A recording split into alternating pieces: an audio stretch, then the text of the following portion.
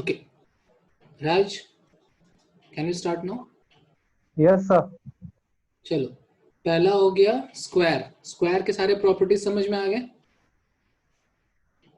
हाँ sir. Next लिखो rectangle.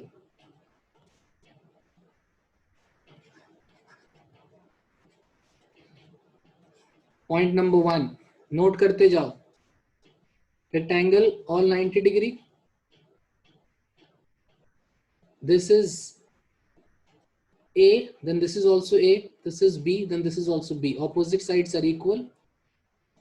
Diagonals of the rectangles are also equal. ठीक है, diagonals are equal. Point number 2, diagonals bisect each other. इधर बनाओ square और डिफरेंस समझो। स्क्वायर के केस में क्या होता है, ऐसा होता है, समझ रहे हो, 5 5 5 5 चारों बराबर। इसमें ऐसा नहीं होता। I mean in case of rectangle,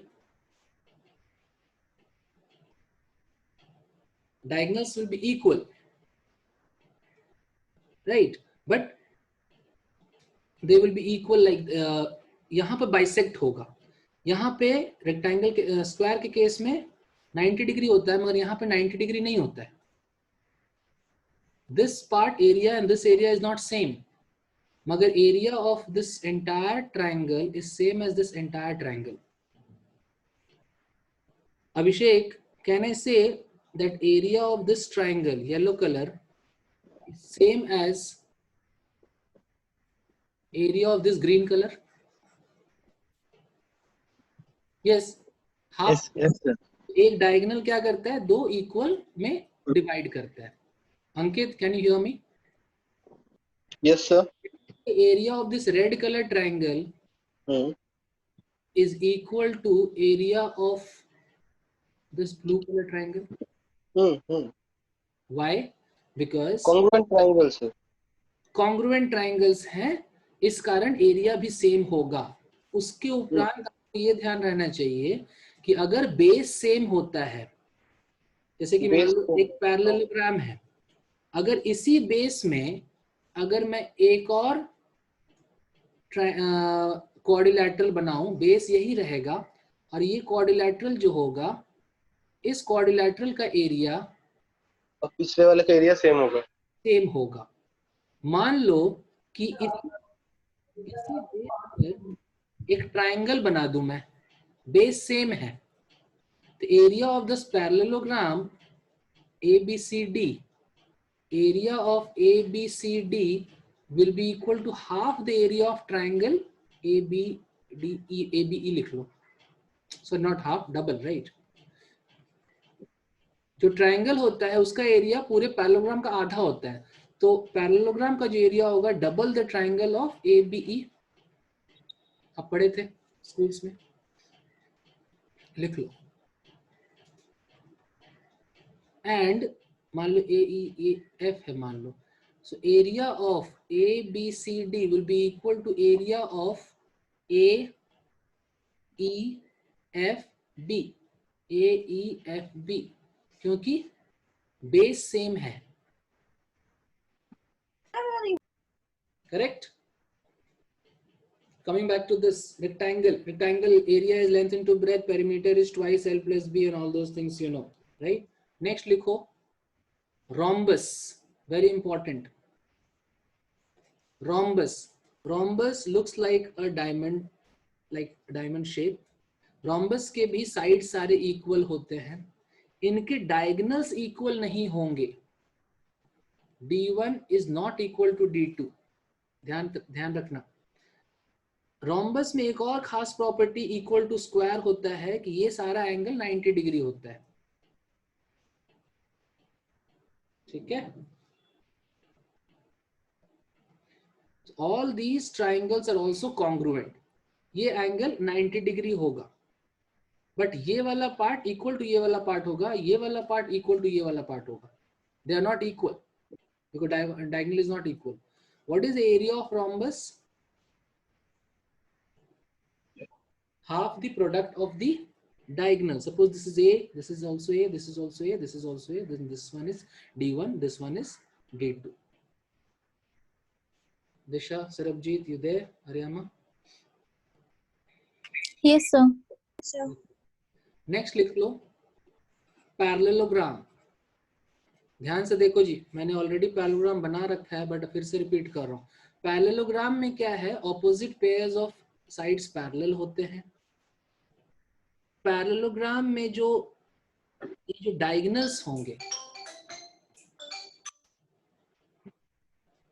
ठीक है, तो दिस एरिया पार्ट सेम होगा but diagonals will be unequal. Okay, and diagonals bisect each other. ये वाला पार्ट होगा. Actually rectangle is also a parallelogram, square is also a parallelogram, rhombus is also a parallelogram, but in सब में थोड़ा थोड़ा अलग अलग नखड़ा है. सो पैरेलल क्या है, ये वाला एंगल 90 डिग्री जब हो जाता है तब आपका रेक्टेंगल हो जाता है. जब ये और ये बराबर हो जाएगा तब वो स्क्वायर बन जाएगा. फिर डायगोनल अगर अनइक्वल हो जाएगा तब रोम्बस बन जाएगा, something like that. So you can understand parallelogram is the father figure of all others. Parallelogram में changes आएंगे तो फिर बाकी नया नया figures बनेगा. What is the area of a parallelogram if this angle is theta? Suppose this side is A, this side is B. Then area होता है AB sin theta. डेल्टा मतलब area of, लिख लो parallelogram. सर ये वाला कैसे आया sir? Ankit, triangle का area. yes, in the previous class I had told you this very important thing. लिख लो important, कि अगर एंगल थीटा है और इनके आर्म्स है A और B, then area of the triangle, इस ट्राइंगल का एरिया होता है half the product of the sides into sine of that angle, correct? तो इस केस में जब पैरेललोग्राम होगा, मान लो ये एंगल थीटा है, ये डायगोनल है, ये साइड A है, ये B है, then what is the area of this triangle? Half AB or included angle sin theta. In case of a parallelogram, I have not mentioned, दिशा, ये एंगल अगर theta होता है तो ये एंगल भी थीटा होगा, ऑपोजिट एंगल्स बराबर होंगे, ठीक है. और ये एंगल अगर अल्फा है तो ये एंगल भी अल्फा होगा, ऑपोजिट एंगल्स बराबर होंगे. And I can also understand that theta plus alpha is 180 degree allied angles. This plus this supplementary होता है, सामने वाला एंगल्स बराबर होता है. आपको ध्यान होगा स्क्वायर ये और ये बराबर, रेक्टेंगल ये और ये बराबर. रोम्बस के केस में क्या, सॉरी रोम्बस ऐसे नहीं बनाऊंगा मैं. रोम्बस के केस में क्या होता है जी राज, ये एंगल बराबर, राइट. एक्चुअली रोम्बस के केस में ऑल साइड्स आर इक्वल. ये वाला लाइन इक्वल नहीं होता है, D1 is not equal to D2 rhombus के केस में, बट एंगल्स आर इक्वल, ठीक है. एंड ये वाला 90 डिग्री होता है. तो हाफ AB साइन थीटा, और इधर से भी क्या आएगा, ये थीटा है, अगर ये भी थीटा है तो इस ट्राइंगल का एरिया क्या होगा, half AB sine theta. Then दोनों को हाफ आप जोड़ोगे तो टोटल एरिया ऑफ पैरेललोग्राम क्या हो जाएगा, AB sin theta. Yes sir, no, right? Yes sir, in the chat box everything.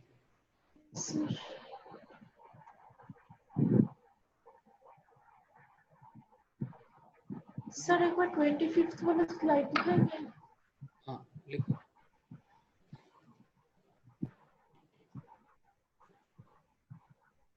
ठीक है सर, ठीक है सर. नेक्स्ट लिखो. मैं यार एक जनरल चीज भूल गया जो कि आपको शायद पता होगा, क्वाड्रिलैटरल्स क्या होता है. Any four sided closed figure is called quadrilateral. लिख लो, any closed four sided figure is called quadrilateral. टेढ़ा मेढ़ा जैसा भी रहा इसको हम क्वाड्रिलैटरल कहते हैं, ठीक है. सपोज इसका कुछ डेफिनेशन नहीं है. मान लो साइड A है, ये B है, ये C है, ये D है. मान लो ये इसका डायगोनल है, यहाँ से ये मान लो H1 हाइट हो गया, 90 डिग्री गिर गया, और यहाँ पर ये H2 हाइट हो गया. What is the area of this quadrilateral? What is the area? Delta मतलब एरिया होता है, ठीक है. So what is the area of this? मान लो ये डायगोनल D1 है, D है, D1 है diagonal.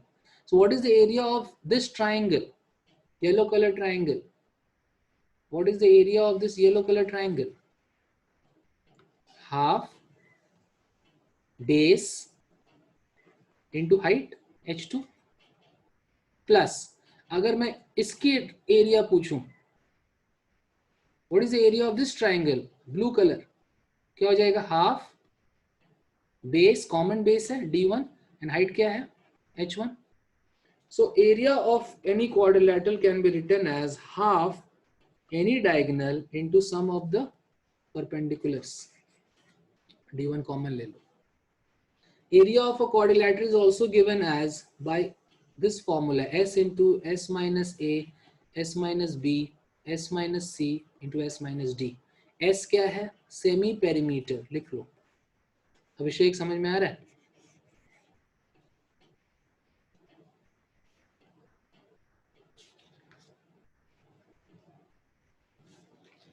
Correct?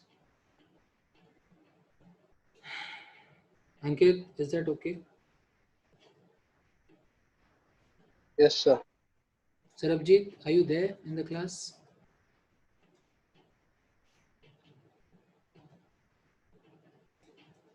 Disha? Yes, sir. Sir एक बात बताओ, वो इसका मतलब सेमी पेरीमीटर है ना? S का मतलब semi perimeter. Okay sir. Semi इसी कारण बाई 2 करते हैं, बाई 4 मत कर देना. Okay sir. A by 2 है because S is the semi perimeter. लिख लो semi perimeter. आगे बढ़े. नेक्स्ट लिखो, बहुत ही इंपॉर्टेंट, वेरी वेरी इंपॉर्टेंट, एक स्पेशल काइंड ऑफ क्वाड्रिलैटरल जिसका नाम है ट्रैपीजियम. इस पर क्वेश्चंस आएंगे, बहुत सारे रहते हैं. ट्रैपीजियम क्या होता है? ध्यान से देखो. मान लो एक डायग्राम मैंने बनाया कुछ ऐसा, ये लाइन इसके पैरेलल है और ये नॉन पैरेलल साइड्स है. तो A B C D, then A B C D said to be a trapezium. Trapezium दो टाइप का हो सकता है. एक नॉर्मल ट्रैपीजियम हो सकता है and the other could be isosceles trapezium. Isosceles का मतलब होगा कि जब बेस एंगल्स इक्वल होंगे और ये वाला भी एंगल इक्वल होगा, ये वाला साइड इसके इक्वल होगा, ऐसे ट्रैपीजियम को हम कहेंगे आइसोसेलेस ट्रैपीजियम. इन सच केसेस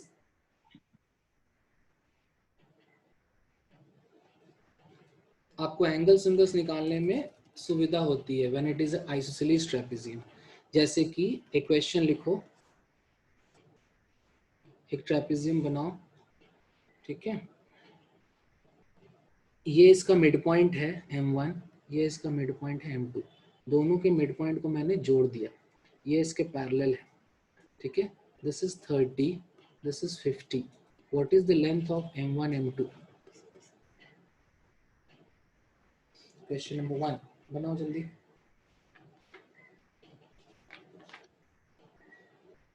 सर 40 होगा क्या? Yes, you are right. People इधर देखो, मैं आपको प्रॉपर्टी डायरेक्ट बता सकता हूं, बट आप ऐसे इसको ऐसे समझो. मान लो ये वाला लाइन मैंने जोड़ दिया, यानी ये 90 डिग्री गिरेगा और इस पर भी परपेंडिकुलर ड्रॉप किया. राज समझ में आ रहा है? परपेंडिकुलर ड्रॉप किया तो ये वाला 30 है, तो ये वाला ये पोर्शन 30 होगा ना, जो कि एक रेक्टेंगल जैसा बन गया. ये भी 30, ये भी 30 होगा, ठीक है. अब रही बात, मुझे ये वाला पोर्शन चाहिए और ये वाला पोर्शन चाहिए, क्योंकि ये 30 है तो ये वाला भी तो 30 होगा. ये इसका मिड पॉइंट है. अगर ये 30 हो गया तो ये मिलाकर के, इन दोनों का मिलाकर के 20 होगा, भी बच गया. और ये इसका मिड पॉइंट है. दैट मीन्स जितना भी लेंथ ये होगा, इसका ये वाला डबल होगा बाय मिड पॉइंट थ्योरम. दिशा याद है? ये x तो ये वाला 2x. तो मान लो ये x है, तो ये क्या हो जाएगा? 2x. एंड दिस पोर्शन मान लो ये y है, तो ये क्या हो जाएगा? 2y. And what is 2x plus 2y? 20 के बराबर.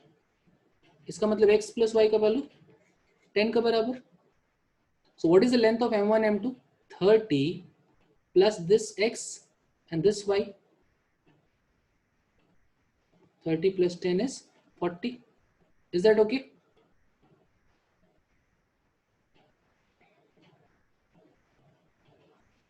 Yes, sir.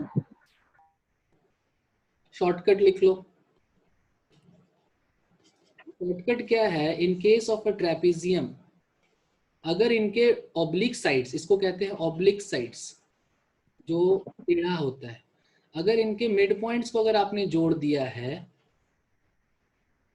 ये x है, ये y है, ये z है, तो जो बीच वाला लाइन होता है z, इन दोनों का एवरेज होता है x plus Y.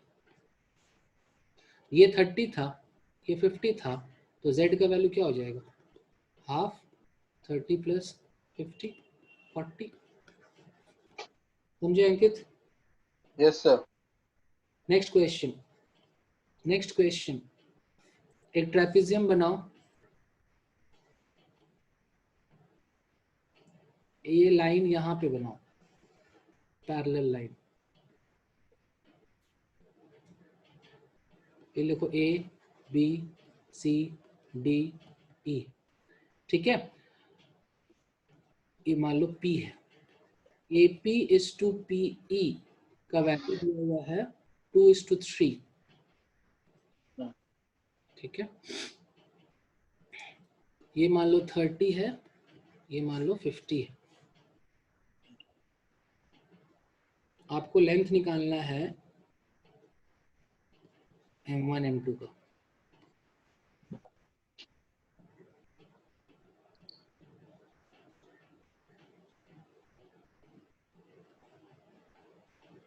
Go ahead.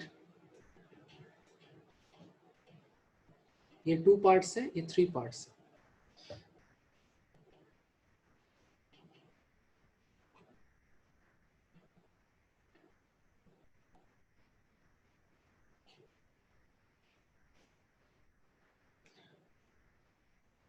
Question copy कर लिया? हाँ सर. अंकिता, सर वो 46 आएगा क्या सर? एक बार फिर से दिखाना. हाँ लिखो.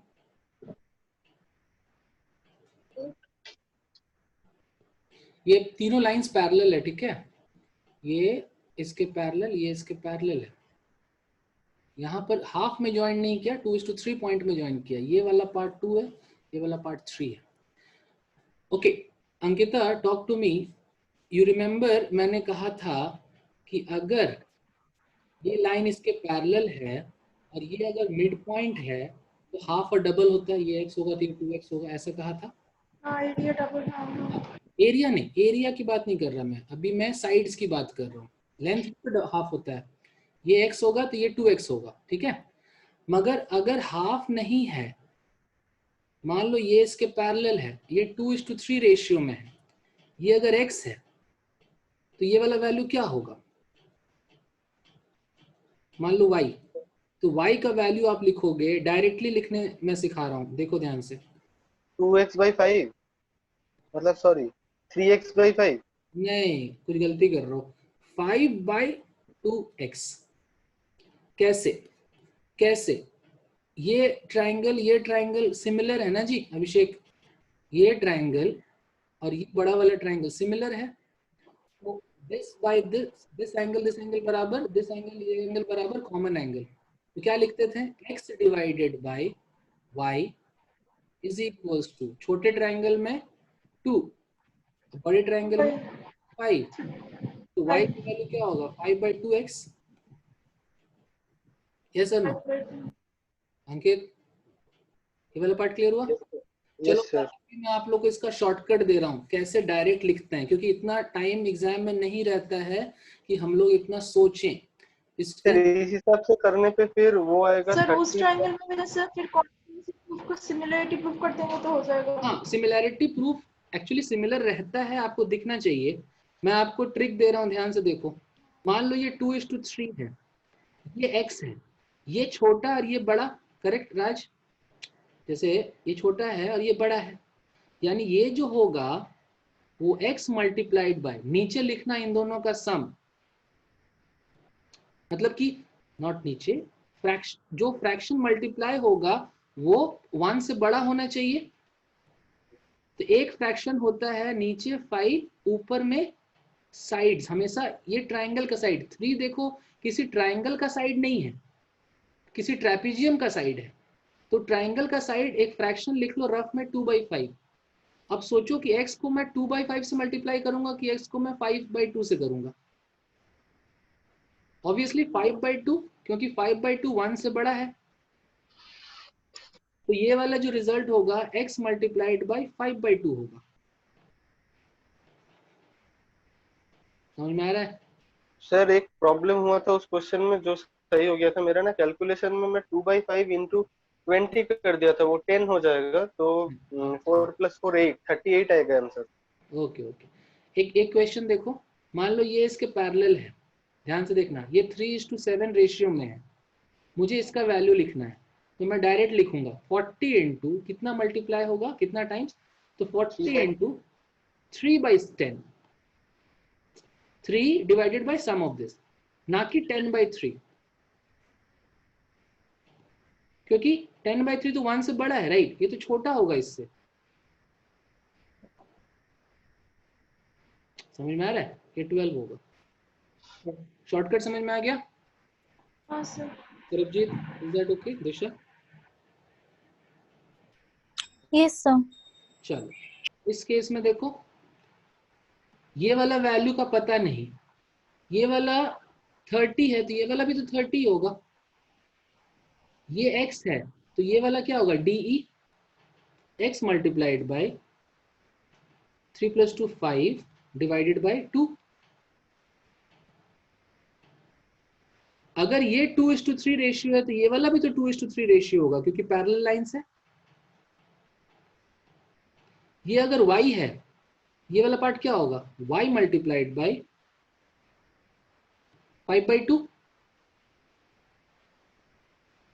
ये पोर्शन 30 हो गया,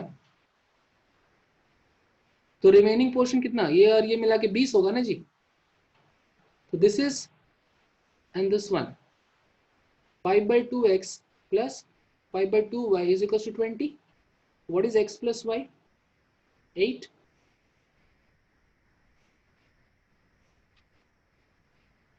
ठीक है, तो m1 m2 का लेंथ क्या हो जाएगा, 30 plus this x plus this y, x plus y का वैल्यू 8। अंकित इतना ही आ रहा है? Yes sir. सर उस टाइम एक ही गलती हो गया था, मैं एक साइड का मतलब 20 डिफरेंस आ रहा है, एक साइड का 10 दूसरे साइड का 10 लूंगा, तो मैं बोथ साइड का मिला के ना 2/5 इंटू 20 कर दे रहा था, अच्छा अच्छा। तो वो गलती हो गया था सर। उसलिए 8 + 8 16 आके 46 हो जा रहा था, वो जहाँ 38 आंसर होता। करेक्ट। ठीक है एवरीवन,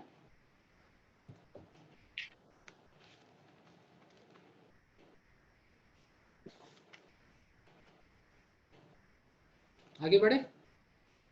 यस सर। लिखो एरिया ऑफ ट्रेपेजियम। एक ट्रेपेजियम का एरिया क्या होता है, ये लिख लो 20, ये लिख लो 50, and the distance between them is 15. Then area is given as half the sum of parallel sides into the height. ठीक है, so area का फॉर्मूला लिखो, half sum of parallel sides multiplied by the height between the two parallel sides, इनके बीच का gap. आगे बढ़े।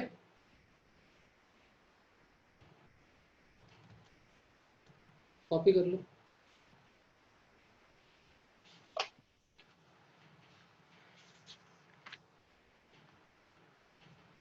Done. Yes sir.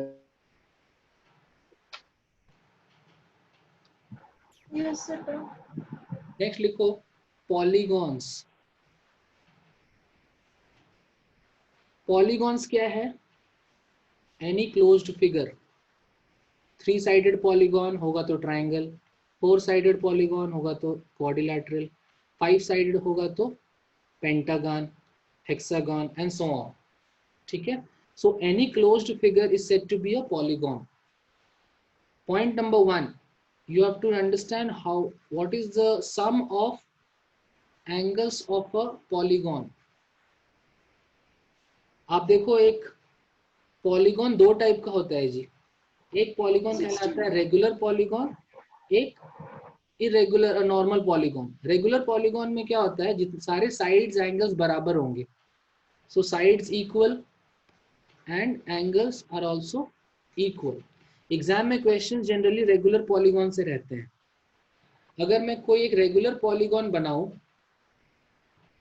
Draw a regular polygon, let's take an example, draw a rectangle.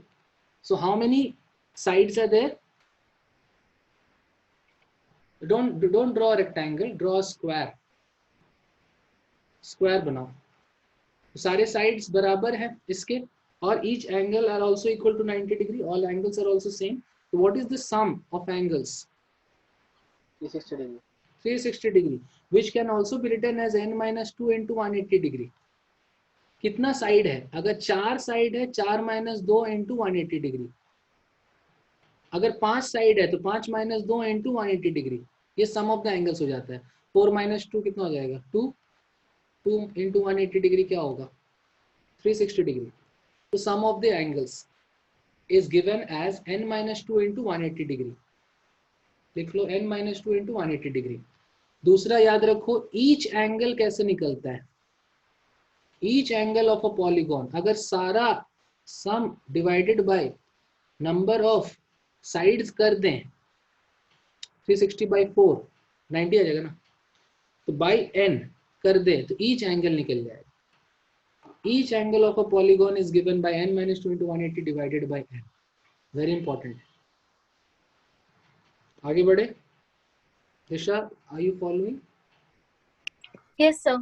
Next very important thing, मान लो कोई regular polygon है, जो red colour से मैं बना रहा हूं, देखना जरा, ये कहलाता है उसका एक्सटीरियर एंगल.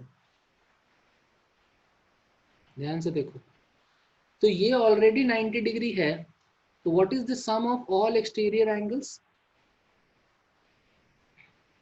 ये 90, तो ये भी तो 90 होगा, 90 होगा, 90 होगा. Yes, very good. सो लिखो, ये तो मैं रेगुलर के लिए बना रहा हूं, तो लिखो फॉर एनी पॉलीगॉन, किसी भी पॉलीगॉन में, for any polygon, sum of exterior angles is always equal to 360 degree.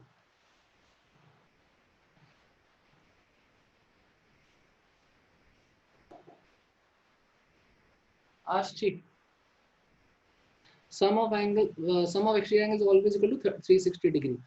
People, अगर मैं एक रेगुलर पॉलीगॉन देखूं, मान लो एक हेक्सागन ले रहा हूं मैं, ठीक है, आप मुझे बताओ इसके कितने एक्सटीरियर एंगल्स होंगे? 1, इधर 2, 3, 4, है ना जी, 5, 6 होगा. और देखो आप अगर मेरे फिंगर्स पे ध्यान दो, थोड़ा सा ऐसे, फिर थोड़ा सा ऐसे, फिर थोड़ा सा ऐसे, फिर थोड़ा सा ऐसे, कहने का मतलब कि मैं एक सर्कल कंप्लीट कर गया. करेक्ट. इसी कारण 360 डिग्री होता है. तो what is each exterior angle? Each exterior angle कितना होगा?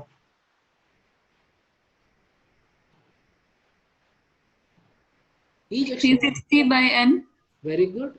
नंबर ऑफ साइड जो भी है उसको डिवाइड कर देंगे तो ईच एक्सटीरियर एंगल आ जाएगा. तो इस हेक्सागन में अगर आप देखो 6 साइड्स है, मगर ईच एक्सटीरियर एंगल किसका?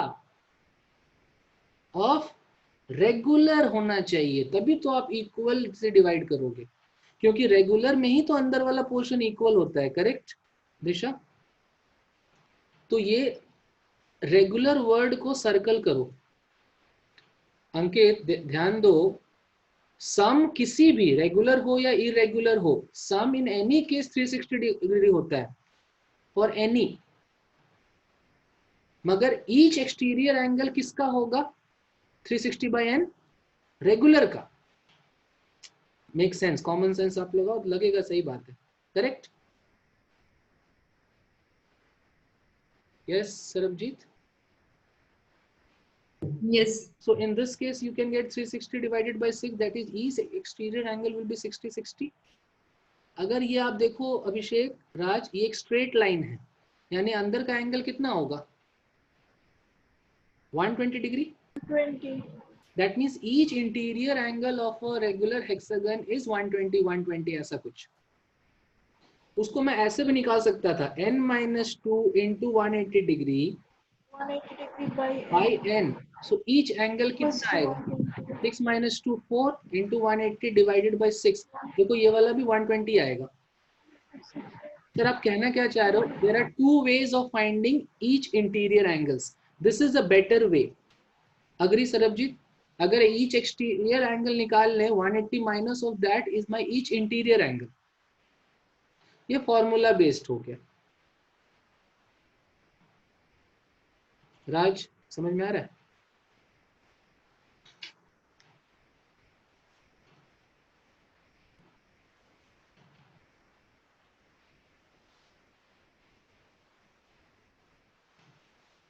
दिशा, is that okay? Yes, sir. Practice करो, एक क्वेश्चन लिखो. n is equals to 8 क्या कहलाता है? ये ऑक्टागन. रेगुलर की बात कर रहा हूं मैं, ठीक है. फाइंड टोटल इंटीरियर एंगल्स का सम क्या होगा? Find each exterior angle. Find each interior angle.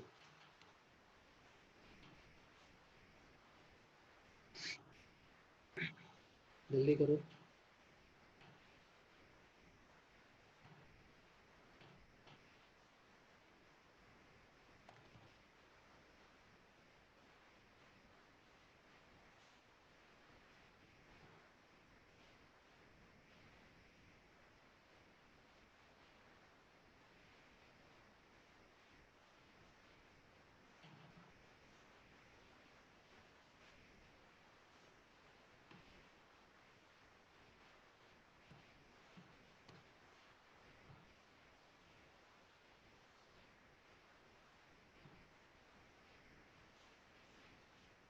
हो गया भाई? क्या प्रॉब्लम है?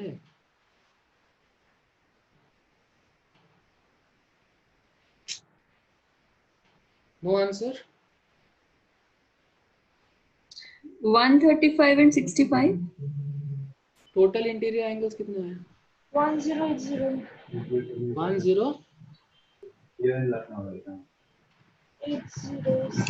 1080. यार इतने छोटे छोटे चीजों में अगर आप लोग कॉन्फिडेंट नहीं रहोगे यार, मतलब कि स्पून फीडिंग का भी ना एक लिमिट हो जाएगा फिर तो. क्या करना क्या था जो अभी तक आंसर नहीं आया? Very pathetic man. सर कभी कभी मेरे को ना बड़ा गुस्सा आता है. यही तो करना था. ईच एक्सटीरियर एंगल क्या होगा? 45. ईच इंटीरियर एंगल क्या होगा? 135. 135 ना? Yes, sir. 135. 135. Come on guys, थोड़ा सा मतलब एनर्जी दिखाया करो. मतलब कि पता है क्या, ये सब तो एक तो क्लास में कोई कराता नहीं है. मैं इसलिए कराता हूँ क्योंकि आप लोग खुद नहीं पढ़ते हो घर पे ये सब चीजें. उसके बावजूद क्लास में देख रहा हूँ 1 से 1.5 मिनट इस क्वेश्चन को बनाने में 5 से 10 सेकंड लगता है, और 1 से 1.5 मिनट के बाद भी मैं चैट बॉक्स ढूंढता रहता हूँ, नो आंसर. मतलब बोलना नहीं चाहिए, but this is not done यार. नेक्स्ट क्वेश्चन बनाओ इसको. कॉन्फिडेंस तो है ही नहीं किसी में. मैं देख रहा हूँ एक कैलकुलेशन करने के बाद भी बोलने में लोग इतना शर्माते हैं. अरे 6 into 180 कर गया तो ये होगा कि वो होगा. अरे बोलूं कि नहीं बोलूं?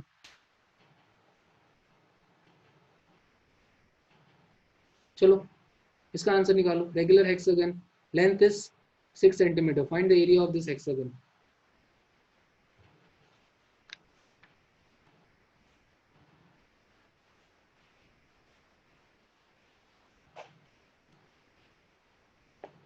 डिफिकल्ट चीजें नहीं बने समझ में आती है. इजी चीजें में भी अगर इस तरीके से लेकाडासिकल रहोगे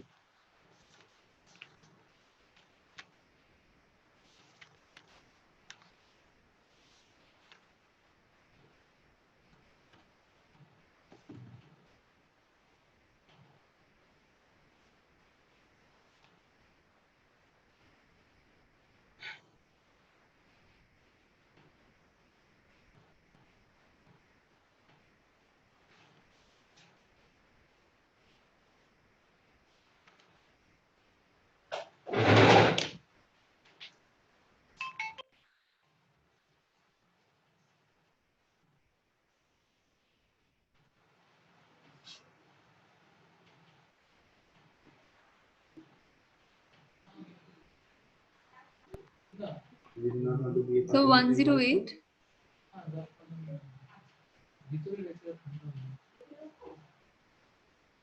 हाँ जी, क्या है?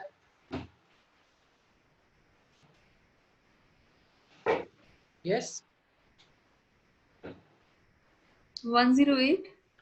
108 क्या एरिया पूरा? Yes. Okay. People, I think just now we saw in any hexagon each angle is 120 degree, correct?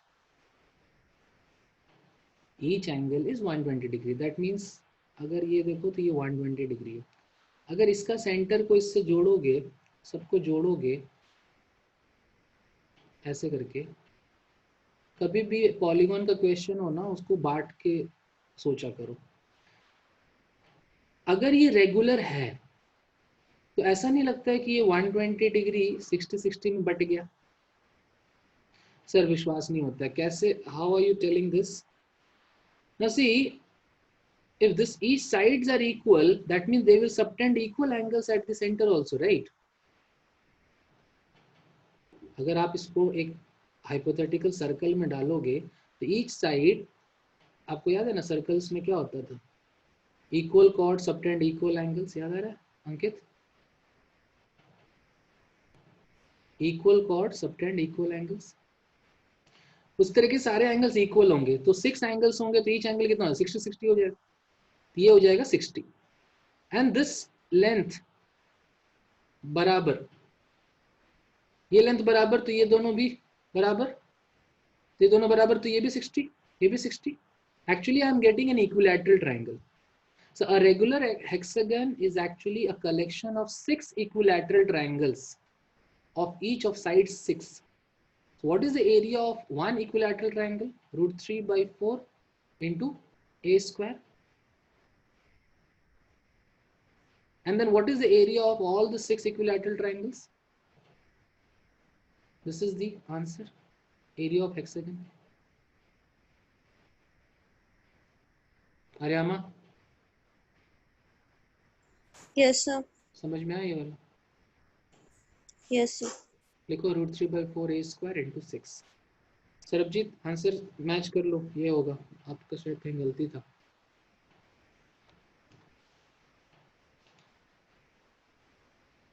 Correct.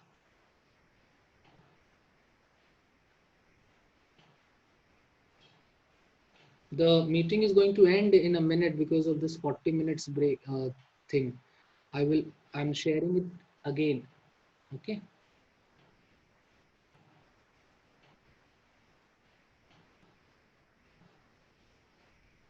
I'm giving you a